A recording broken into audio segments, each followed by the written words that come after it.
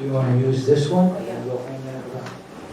Turn that one up. It's Josh's, I think. Testing, testing, testing,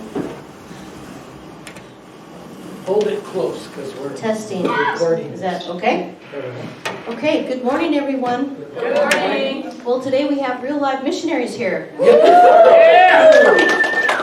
So I'm a missionary of the past. No, once you're a missionary, you're always a missionary. And if you call yourself a child of God, you are also a missionary. So you just have to be doing it here, and they did it somewhere else. And they probably will continue to do it, because that's what happens when you get the bug of being a missionary. And it never leaves you. And so I'm going to be asking them some questions, and they have a wonderful slide show. I asked Braden about that, and they said it's about 20 minutes, or 20 slides, so they'll probably talk through that. So I'll have them go through their slides as well. And if you have a burning question at the end, it would probably be good that you can ask at the end, and maybe not during their presentation. But just a quick thing, I was a missionary also in Iraq and Saudi Arabia and a few places around the world. And I came back to Minnesota, and it's been very challenging. And since I've been back, because once, like I said, once you get the missionary inside you, it just never goes away, and you always have a yearning to return to the place where you served. So today we are going to hear from these ladies who just returned from overseas, and so their experiences are very fresh. And so I'm going to let them speak to the questions, or the questions that I have for them, and then we'll see where they lead with that. Now we have McKenna, and we have Braden, and Julia, and McKenna. So McKenna on the ends here, end caps for McKenna. All right, the McKenna sandwich. Okay, all right. So I'd like to hear from each one of you, because this is really interesting for people who may or may not know, but it is my understanding from what I read in the scriptures too, is that we are called. We're called to certain things in certain places and places to go. And I want to hear from each one of you. And you have a microphone, you can pass it down. But how did you know that you were called to this specific mission, or how did you know that you've been called to be a missionary? So for me, Hold that close. closer? Yeah. Okay. Would you like me to start like going to the school, or specifically Kenya? I think probably just an initial thing is experience of going to a specific school because you felt called to that specific school because of something. Because my school was also a mission school, and that's why I was drawn to it. Okay. Yeah. When I was graduated, there was kind of like this summer where I was like, I don't really know what I want to do. And I was just praying and praying and praying, and the Lord is like, you just have to rest. And I was like, I don't want to rest, God. I just want to go and do something. Like, just tell me. And he was like, this is a time of rest. And my mom even said, she like came up to me and she's like, I've been praying. The Lord says that this is a time of rest for you because it's about to get crazy. And I was like, I don't know what that means, but okay. And so at that time I was working at a job I really didn't like, and I was crying, going to work every morning, and I was just begging God. I was like, just tell me. And I was also just kind of like bored that summer. I was just like, God, I'm resting, but like I feel useless. And he's like, that's about to change. And so we, because out of this kind of like nothing going on, I ended up going up to a concert with my mom and her best friend and her best friend's daughter.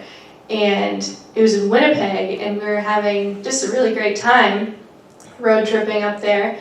And her daughter was telling me like, oh yeah, I'm going overseas in a couple of months. And I was like, what? And she's like, yeah, I'm going for a year with my school, and it's called Bethany Global University. And she's like, it's a mission college. And I was like, something just clicked in my brain in the car that day, and I was like, oh my gosh, this is what I want to do, because I feel like it's been put on my heart since I was a kid, like that I would speak in front of a lot of people and that I would travel the world. So those were like two kind of passions, like I have a crippling fear of talking in front of people, but I knew that the Lord wanted me to do it, so I was like, okay.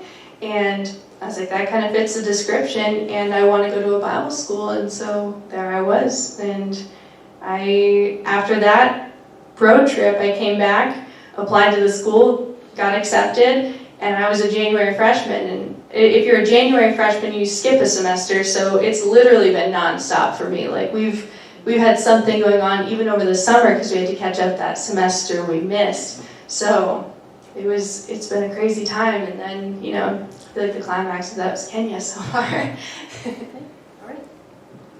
Hi, I'm Braden, and my call to missions started when I was a kid. It actually was placed on my parents' heart to go and be a missionary in Zambia, Africa.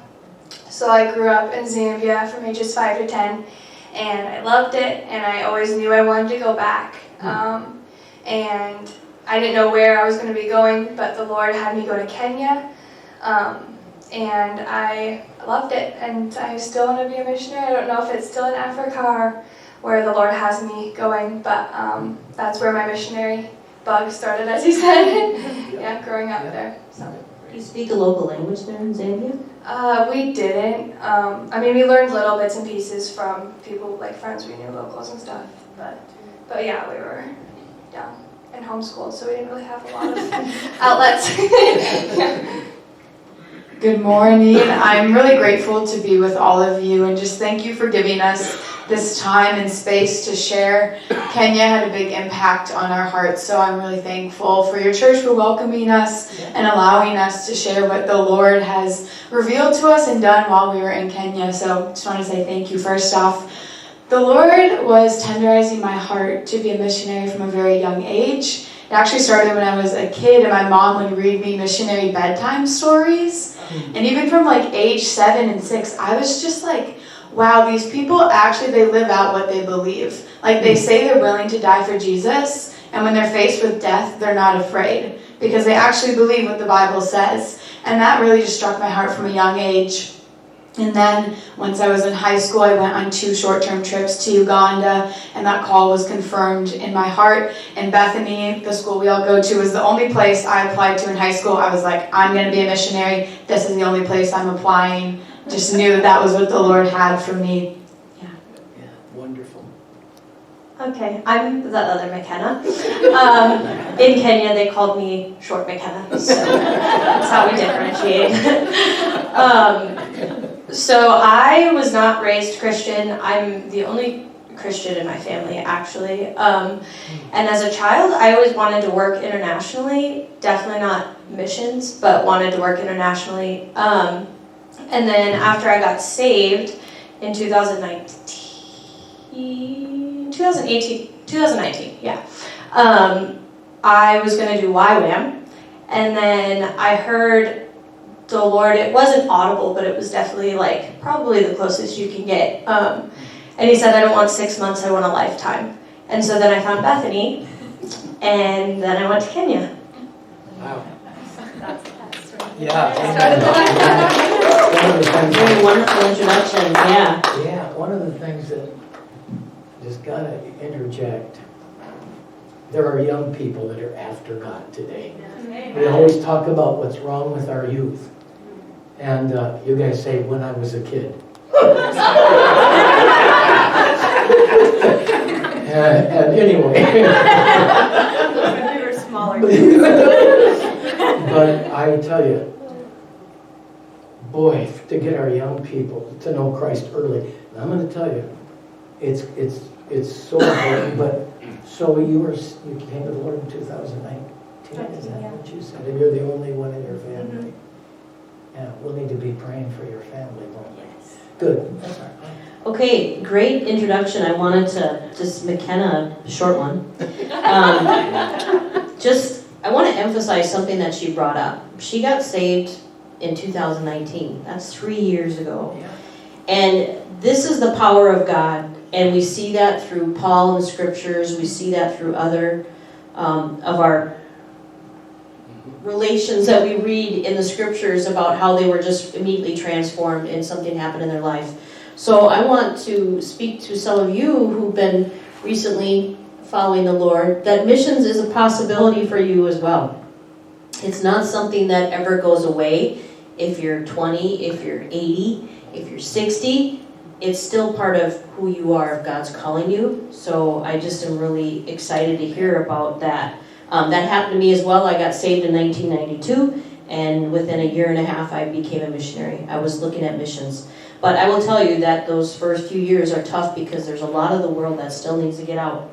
And so that's something that your mature Christians can help you walk through. And that's one of the things that I'm going to ask as further questions, just about the challenges that you had on the field. But back to McKenna on this end. What surprised you most about this mission specifically? That's a good question. Hold that really close. Your voice Really is... okay. Sorry, I'm really quiet too, so I'm like, what surprised me? I have to think about that. I think I was really thinking that I was gonna have a harder time, because like when I went there, like for sure when we got there, it was a hard time. Like we literally drove in to our, like where our house was as the call to prayer was going off.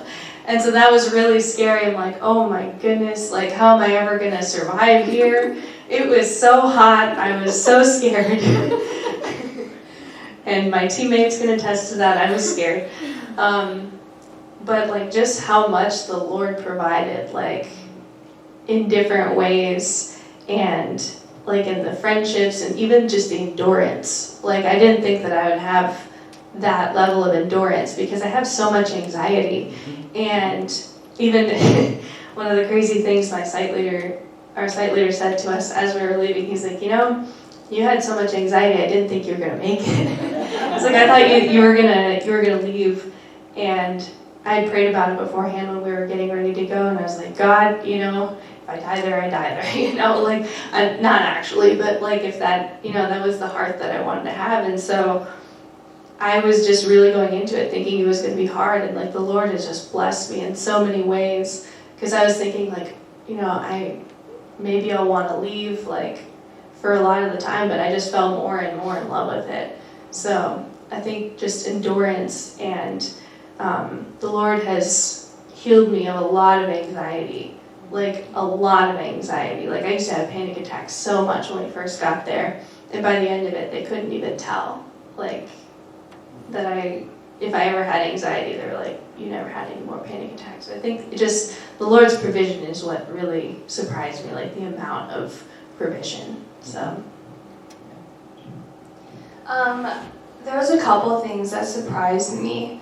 One of them is the amount of love I could have for a people group I knew nothing about a year ago, and how easy it was to make friends there.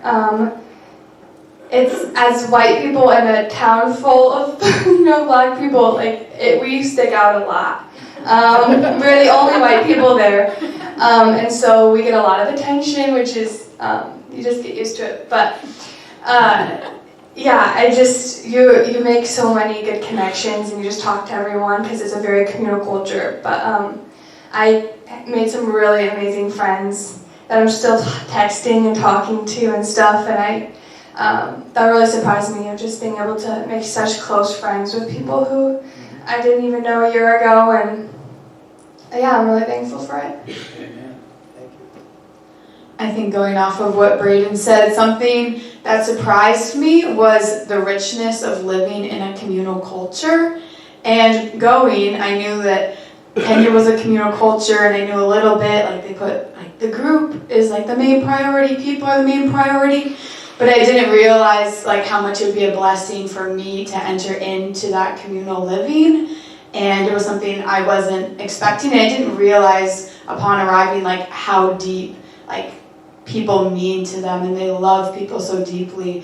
And they welcomed us in as foreigners, as people who look different, people who have a different worldview. Like we were welcomed into Kenya so warmly, and I've never really experienced a welcome like that to their country. And it was such a blessing, even as the months went on, getting to, me and both of the McKennas all went to the same church, and getting to fellowship alongside Kenyan believers was such a blessing to my heart to see the kingdom of God at work in Kenya, and getting to stand alongside Kenyan believers and realizing like one day we'll all be united, every tribe, every nation, every tongue. We'll be standing before the King. And it was like I got a glimpse of that while working along and serving alongside those people in Kenya. And I just didn't realize that was going to be something that has changed me while living in Kenya. Yeah. Amen. So I think kind of going off of both of those, I think the friendships were really, I thought there was going to be a lot more like cultural like walls that were built up that wouldn't be able to break through. You'd only be able to get so deep in relationship, but I mean, all of us built very, very deep relationships that will definitely stick for a long time. So I think just being able to hang out with people and talk to them like you've known them your whole life, but it was only a year. So, yeah. Yep. Relationships. Yeah. Quick follow-up question with that is that, what did you learn about yourself and your relationship with God? Endurance again. I was put to the test in so many ways that I never, like, for instance, like the sickness there, like the medical things, like if you go to America and you're like, I got malaria, everybody's like, are you gonna die? But like in Kenya, it's just like, yeah, I got malaria. It's like, oh man, I got amoebas. You know, you just kind of like move on. And it's just, it becomes so commonplace and normal. And that's one big fear that I had, like that I couldn't get past. And I just had so much anxiety, like, oh, what if I ever get this disease? What if I ever do that? What if I do this, you know? And like the Lord just broke that so quickly. Like got amoebas probably like the first 2 weeks of being there.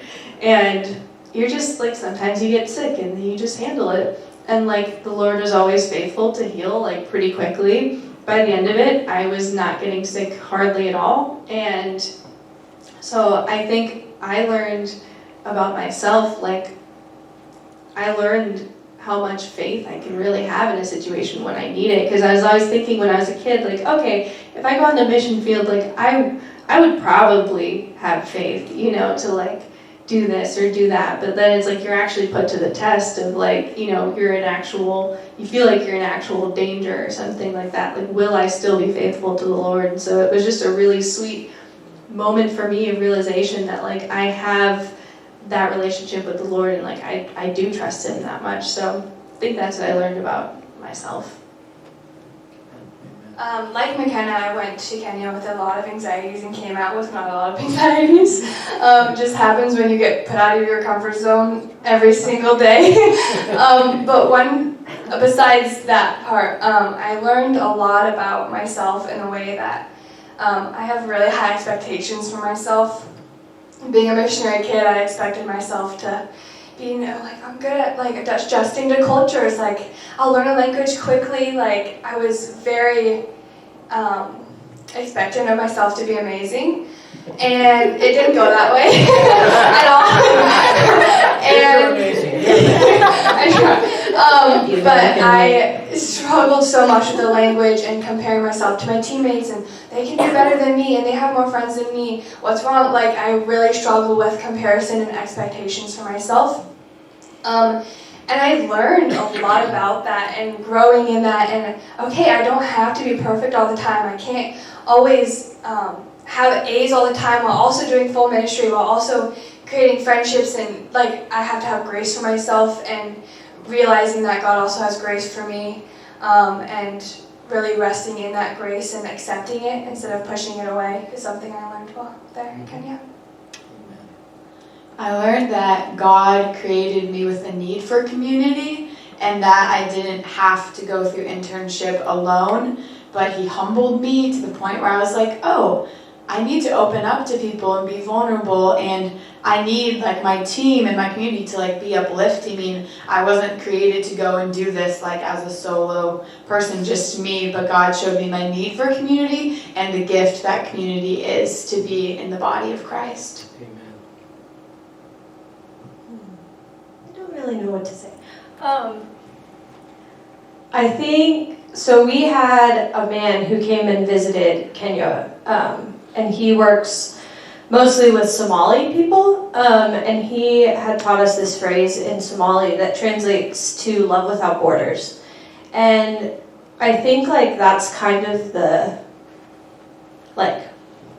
biggest thing that I learned while being there about like the Lord, and that He really does, like, it doesn't matter what you look like or where you're from, like that His love is big enough to go through all those things, and to, I think just the bigness, the largeness of the Lord, like just that He's so big and He's really can break through anything, and then that I'm able to be used in that, because I always have to like, oh, can I do that? But like He can. Yes, I got it tattooed on me. Thank you, McKenna. Well, great. I wanted to kind of get an introduction of the ladies here, because I think a lot of times we go right into like pictures and things like that. But you have to see that we're all still human, and that we all still have fears and anxieties and different things. And leaving from America and going to the third world countries is a shock on your system, and then returning, shock. And so, but I want to transition to your photos. I want to ask about what you just said. The returning shock? The return, coming back to this culture after.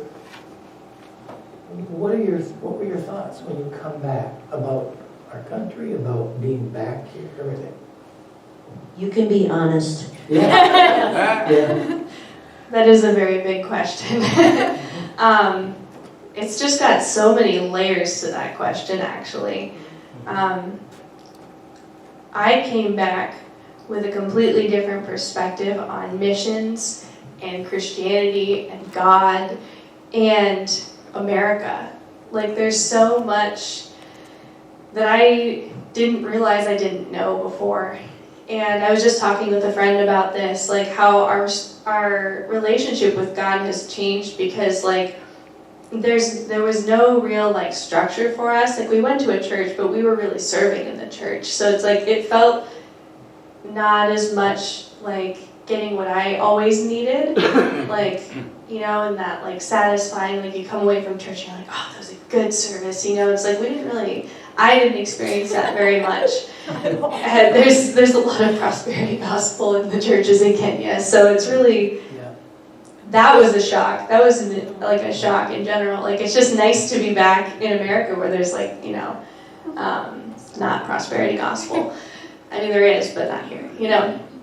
And so that was, I really had to rely on the Lord in that time, and really, again, like put my faith to the test a little bit and see, like, when you don't have those things, like, you know, how are you gonna rely on God? And so that changed my walk with the Lord to kind of be more adaptable to situations, rather than just be like, well, this is how it has to be. You have to go to church every week. You have to do Bible studies. You have to do this. It's like, some days I was just so weak feeling that I didn't even want to, you know, do anything. And I was like, Lord, this is as much as I can do. And I felt that grace, you know. So now coming back here, it's like I have this whole different perspective on that.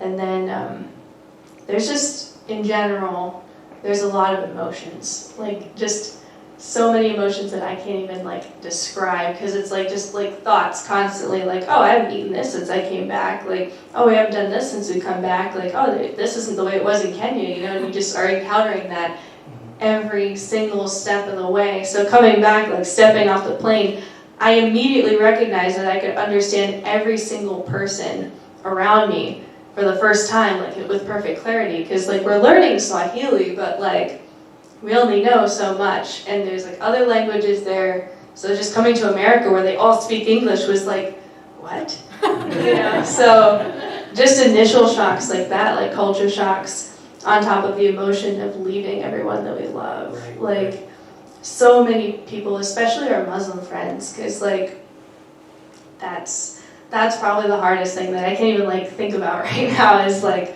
you build these connections so strongly with these people and then you have to like, you just feel like, and now I get to go back to this fancy life that they think is just like incredible and everything. Yeah. And it's like, That's it. there's just like this tinge of guilt feeling, but like, Yes, you know, yes, yes. so there's just all of those layers of emotions on top of it. So.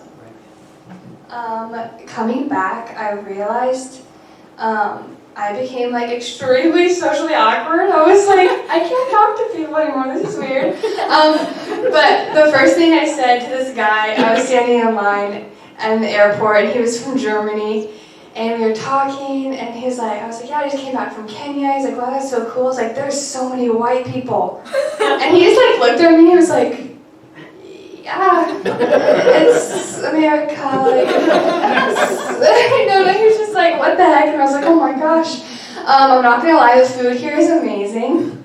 And I've really enjoyed the food here. But yeah, like McKenna was saying, there's lots of different emotions and just especially like the guilt feeling of being like, I don't know if like I'll ever see them again and if they'll become Christians and if I'll see them in heaven. It's like, you like have to give that to the Lord, and I think that's where you just have to trust Him a lot. And you're like, okay, I know you love them more than I do, so be with them. But yeah, it really depends on the day.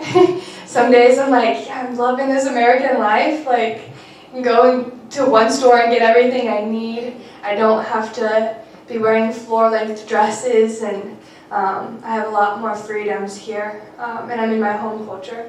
But other days I'm like, everything is so unfamiliar, like, people are so unfriendly, you know? But yeah, so I think it's been helpful because I'm working at a coffee shop where a lot of Somalis come in, and where we are living it's like 99% Somali, so I've been able to talk to some Somalis, and they notice my bracelets, my Kenyan and Somali flag bracelets, and we start having conversations, and a lot of them are from Kenya and no Swahili, so some even from Garissa where we live, so I've been able to talk with them, and it makes me feel more at home. Is that mug shots? Yeah. You're all working at mug shots or Just me and Braden. mug shots? Good name. Yeah, when people ask me, like, how's it going? I'm like, I just go day by day. So one day at a time, and some days are really great, and other days by the end, I'm like, I don't want to be here doing this, to be honest. Yeah. But yeah, it's part of transition, and my friend described it like this. She's like, it's like you have a puzzle, and like, when we were in America before leaving for Kenya, like, we fit perfectly. And then you go to a different country, and then you come back, and it's like you're a different shaped puzzle piece, because we allowed ourselves to like be changed by Kenyan culture and by the people and by the lifestyle there. So then we come back and we're a different piece, and it's like you don't quite fit, but you used to fit. So it's disorienting in that way, where things that used to be normal no longer are, and you're like, oh, like this used to be normal, but now it's not. But it feels like it should be, and it still isn't. So in that regard, I think it takes time to transition. They say it's normally like 9 months to a year for someone to be like fully transitioned back to their host culture. So we're really just starting the journey of transitioning well back to America. Thank you. So when I was in Kenya, I thought I was going to have all these struggles coming back. Like, I thought I was going to hate men. I thought that, like, all kinds of things were going to happen. It's true. I don't, by the way. It's okay.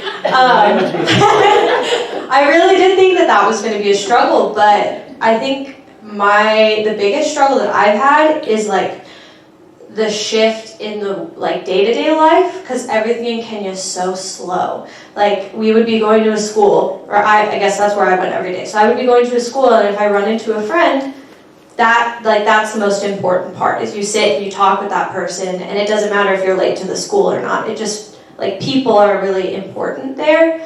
And everyone's late for everything. African time is a very real thing. A very real thing. We would invite people over and they'd be like 2 hours late. And they're like, it's fine. So I think like adjusting back to that and then having like jobs where I'm like, I have to be here on time, and then someone wants to talk to me and I have to be like, sorry, I'm in a rush. Like, you don't do that in Kenya. So I think getting used to that has been challenging. Yeah, I have one more thing to say. In Kenya, like every single day, you need to be in the Word because it's just so dry spiritually there, and you just feel like if you don't, like if you miss a day, you're just like, But here, it's so easy to, like, such comfortable living, and I think that's been, like, I haven't been prioritizing that as much because I'm like, oh, I'm fine, like, but then I realized, like, oh my gosh, I'm not fine, I need to still be in the Word, but I think that's also been, like, an interesting aspect of, like, just when I was moving over there, I realized, like, this is such a necessity every single day in order to get through the day, because days were long, it was hot, life was really hard, and there was such a spiritual warfare aspect going on with all the Islam. But here it's like, I could go like months, you know, if I wanted to. But yeah, that's just very different, and I think that that's still something I'm getting used to. This can come down mine. The dependency upon God was much higher there naturally than it is here. You have to work at it more, huh? Just because it's so cozy here. So we're going to go into the presentation, I think, the PowerPoint. It's amazing you're gone 1 year and you ladies have probably aged 10 years compared to your constituents. Yeah, so get used to it. The awkwardness, sometimes, I will tell you, never leaves. Because there's always a place inside you that's just always like, oh, I wish I were back there and life was so different. But they're going to go through the slides and maybe take turns with the microphone, and we'll just see how it goes. Okay? All right. So this here is our house. This is our second house. We had our first one. It was so small. It was only supposed to fit like 2 people in it. But we fit 4.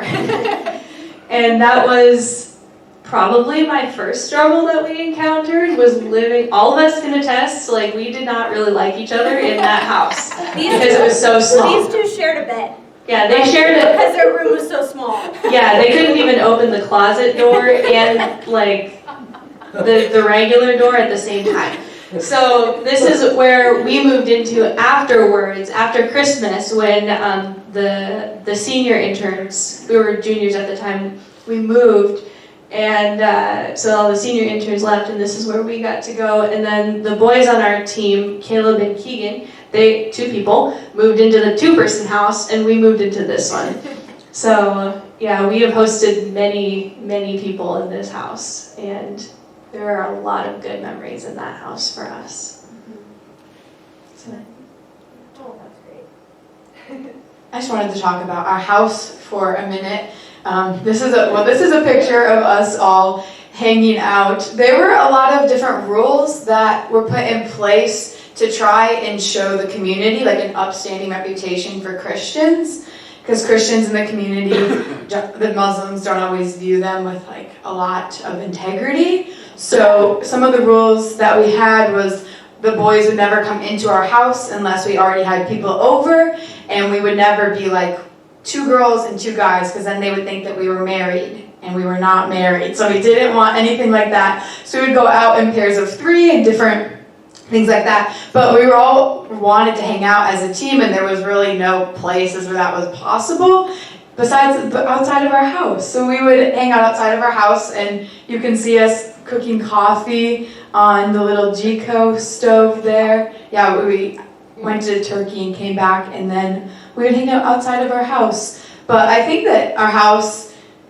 is very meaningful because of how many people we hosted. We normally had at least 1 night a week we had people over, probably normally 2 nights a week we hosted people, and it really, I think, allowed us to show people that we really did want to get to know them and care about them. We wanted to cook them a meal and grow our friendships deeper. And Kenyans are so welcoming, and we wanted to return that to them. Like, you could stop by any of our friends' house at any time, like actually any time, and they would always prepare tea for you and give you biscuits. And we wanted to do that in return to show them that, like, we wanted to integrate into their community. And I think us opening our home really allowed us to get to know people on a deeper level, where if we had just like closed our doors, it would look like, oh, they're just the Americans who don't want to have us over. But we were like, you're actually welcome, like, anytime.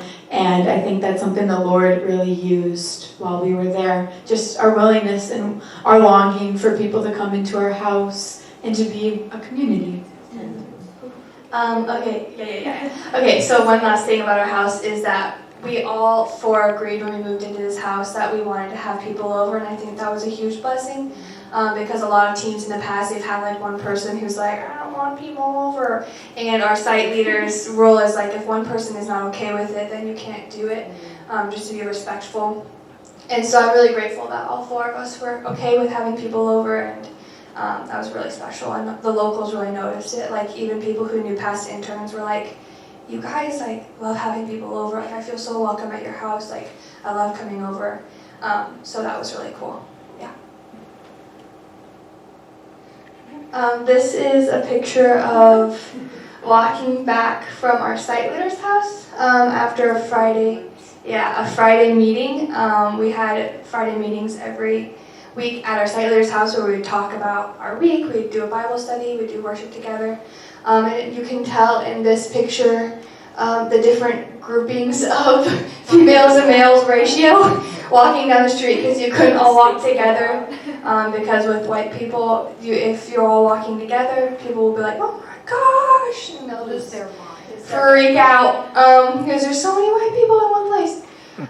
So you can tell in this picture that that's just funny. But yeah, that's that. Okay, so the first 3 months that we were in Kenya, we did language school, and it was the worst time ever. We all did not like it. It was hard. So on that side, those were our language helpers, and then us, and then the lady that Julia's around, her name is Joyce. She was our language teacher. So every day we would go in the morning for 3 hours. We do in-class learning, and then we would go out for 3 hours and have lunch in town and go out with each individual with one, like 2 people would go, one Kenyan and then one of us, and then that's Caleb and Keegan and their language helpers. So yeah, language.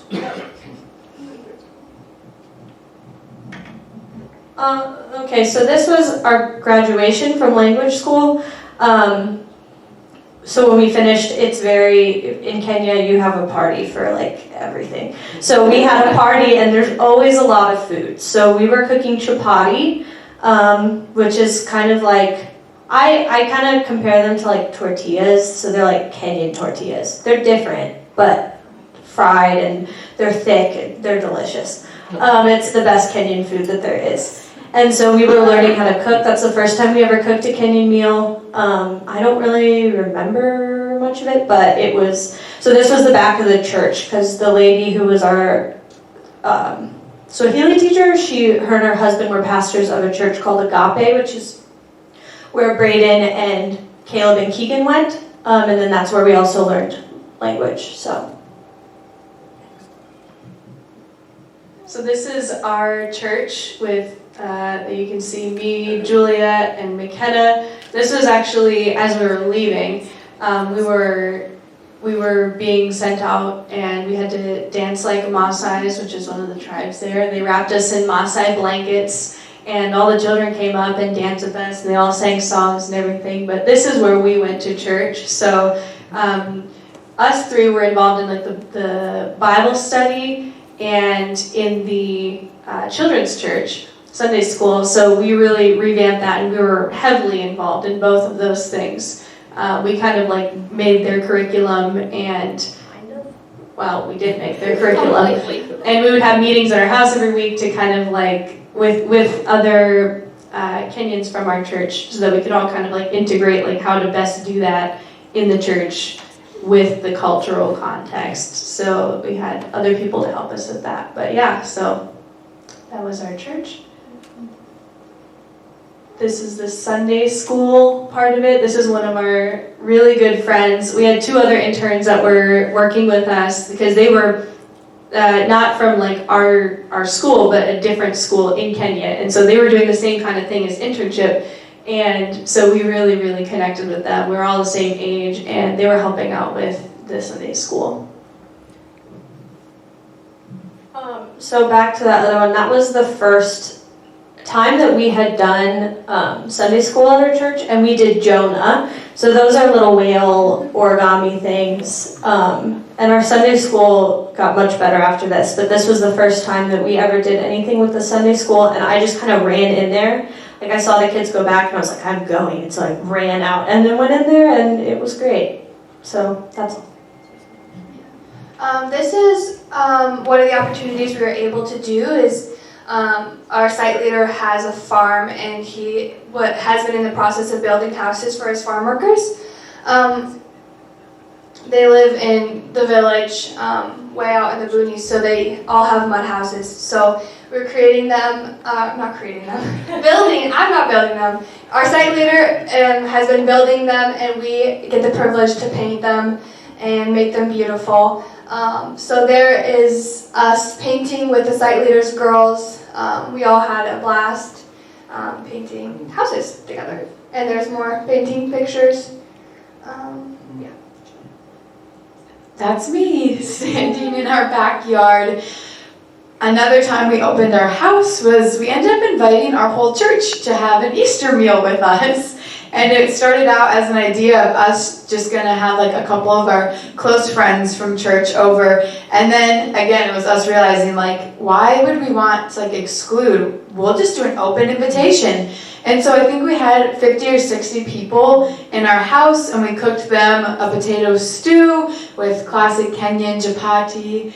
And it was, I think after we had Easter, we realized that our relationships in the church were growing deeper because we showed them like an act of love, and we served them all a meal, which to us just seemed like a normal thing to do. But later on, we had some people in our church tell us, they're like, we were so shocked that like the white people were serving us. And it really meant more to them than I think we even realize now. Just serving them a meal really touched their hearts and allowed us to continue serving in the church and showing them the love of Christ.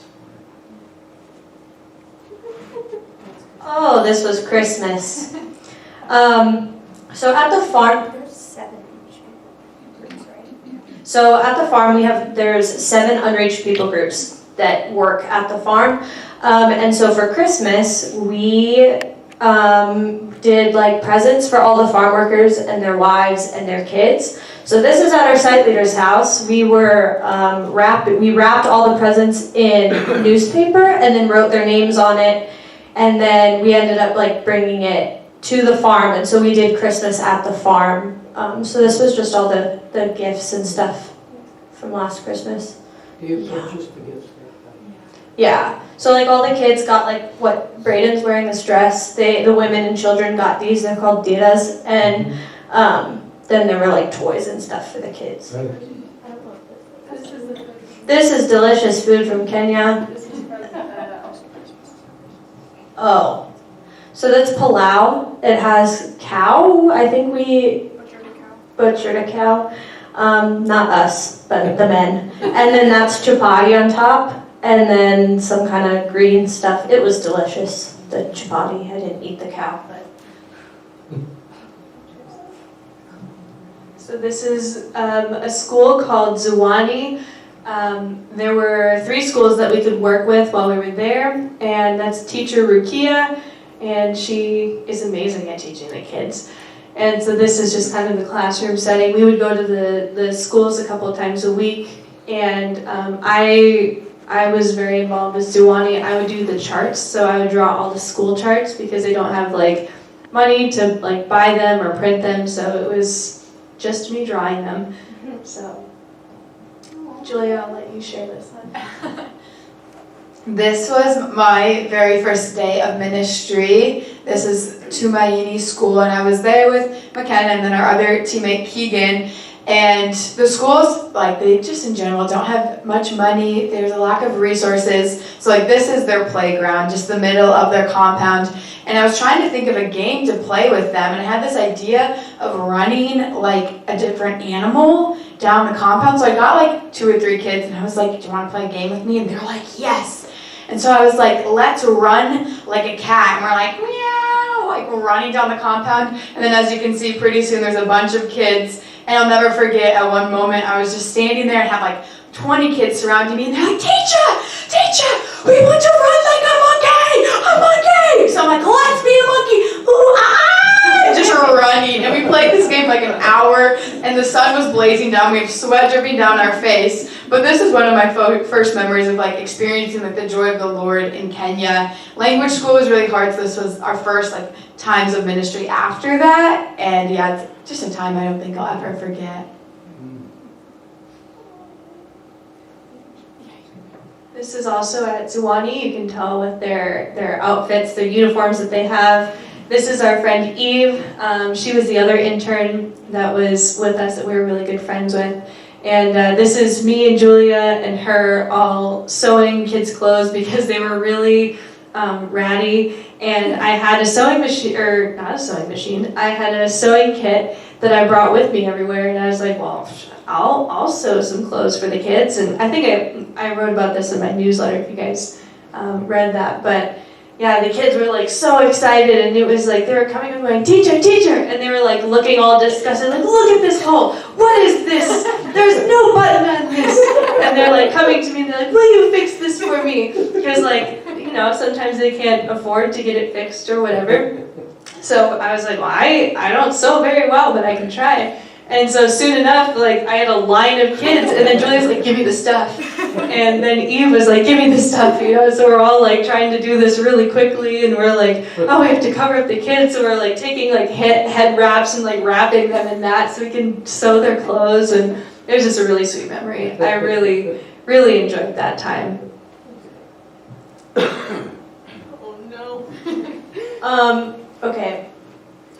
So this is Sawamu. She is a little girl that went to Zowani. So Zowani they're all Iligwana, so it's an unreached people group. They're all Muslims, so all their kids are Muslims. And that school only goes up to kindergarten, so they have like baby class, but they don't.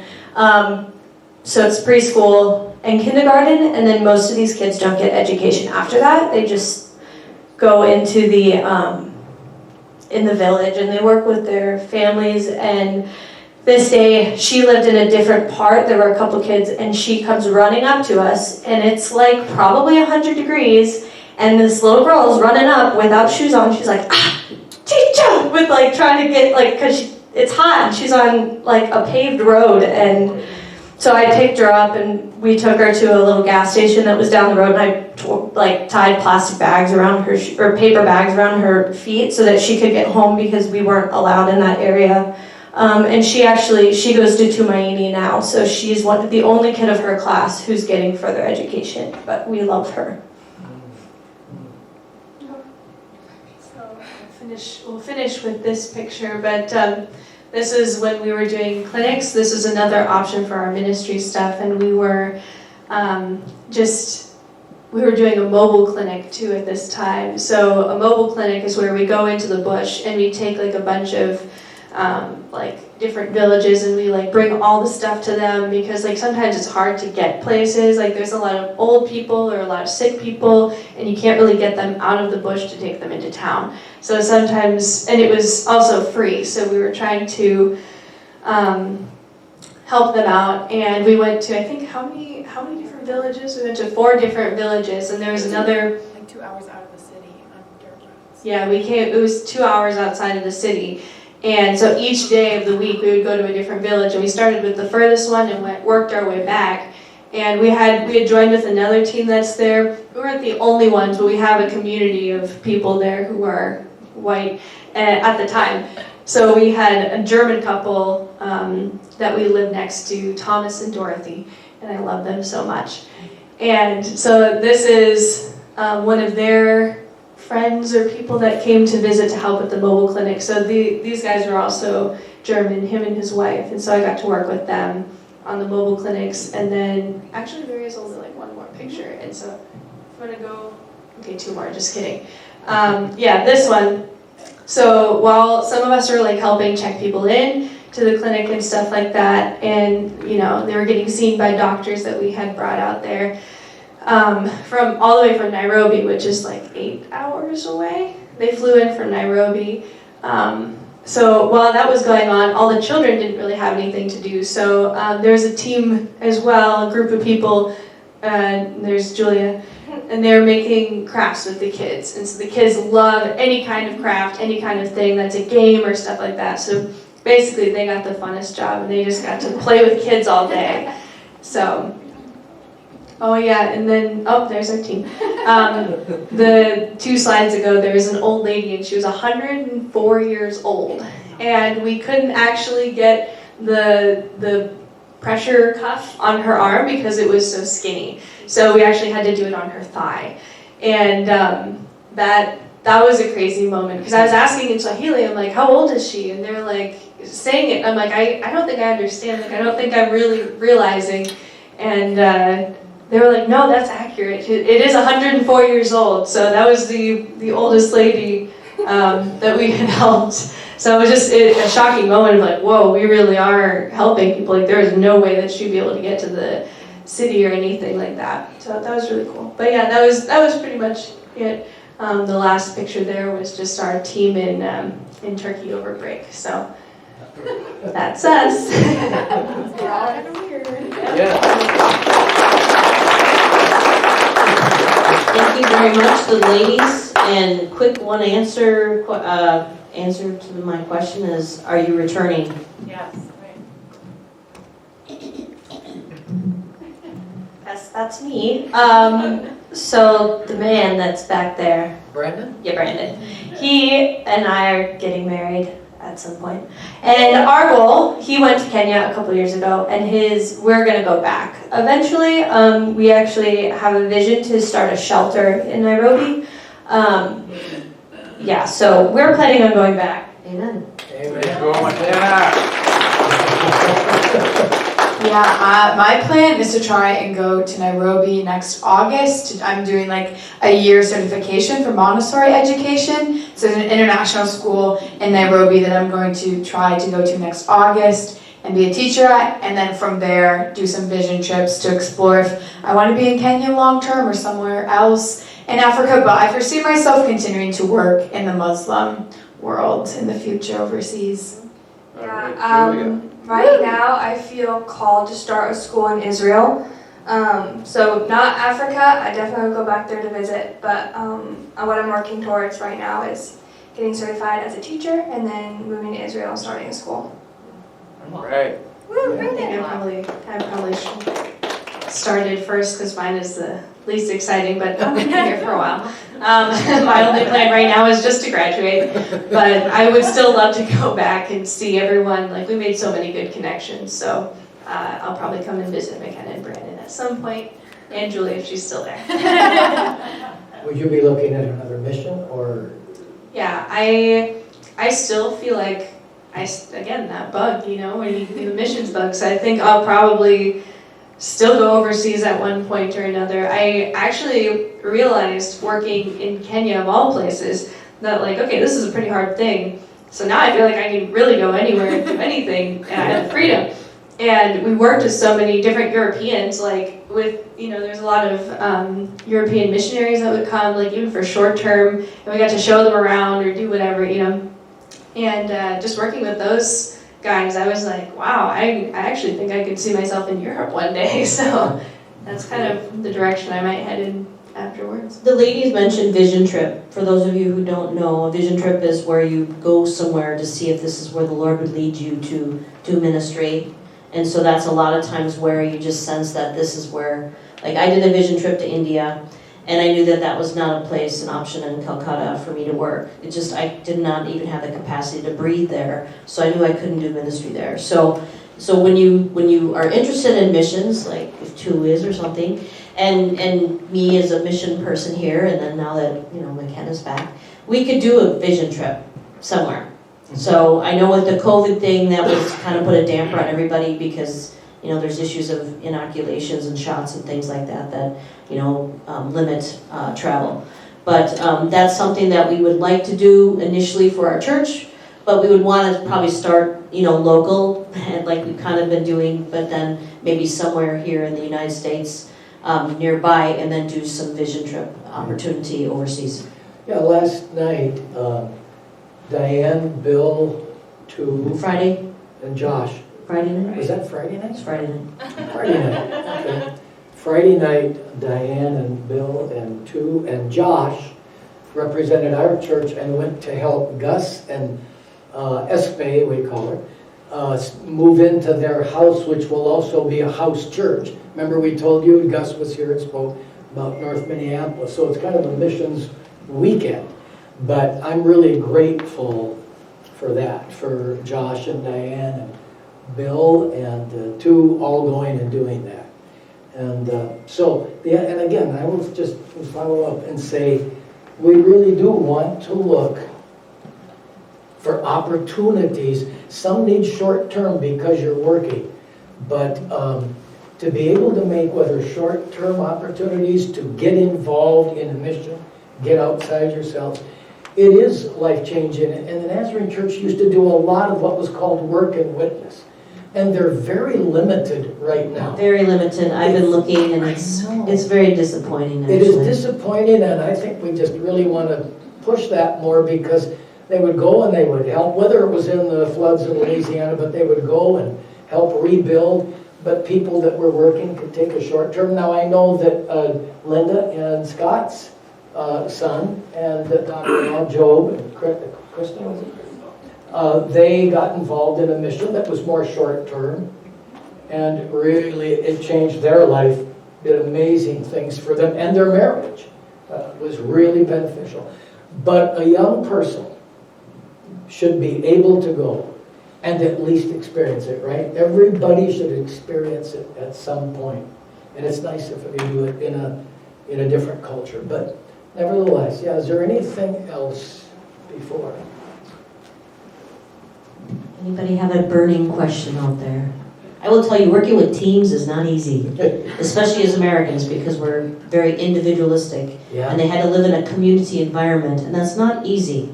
Because every time you go and you live in these confined places with people that are your friends, you realize that you get on each other's nerves. So I'm thankful that they're together here, because that doesn't always happen with returning missionaries, unfortunately. Yes. Right? Yeah. That's right. That's very true. So, anybody care for a question? Does anybody feel any calling for missions after this? Who would like to do a trip? Who would like to do a trip?